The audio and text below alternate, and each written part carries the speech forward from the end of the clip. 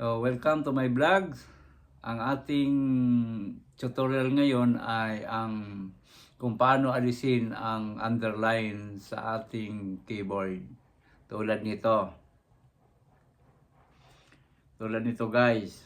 Halimbawa, pagka nagchat-chat kayo ng ganyan, ay mayroon kayong makikita na guhit sa ilalim ng inyong mga letra, no? So, yan yung ating aalisin. Ang ating gamit nga pala ngayon ay Tecno. Alam ko na sa iba't ibang cellphone, iba-iba rin ang settings. Pero, lagi ninyong tandaan, kahit anong cellphone yan, nasa settings lang yan. So, ito na guys, ano?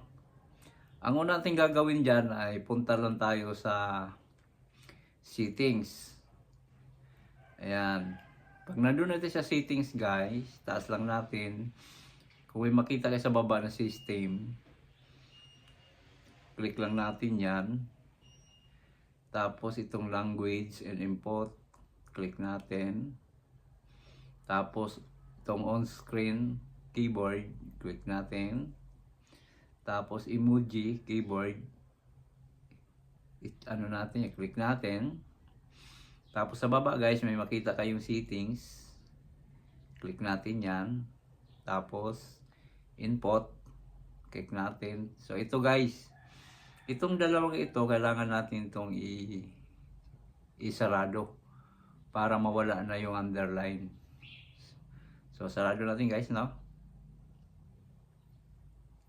Hindi yun, ito yun.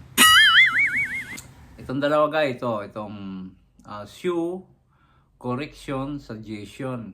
So, kailangan natin itong isara. Ayan. Ayan, automatic na yan yung dalawang yan, nasara na.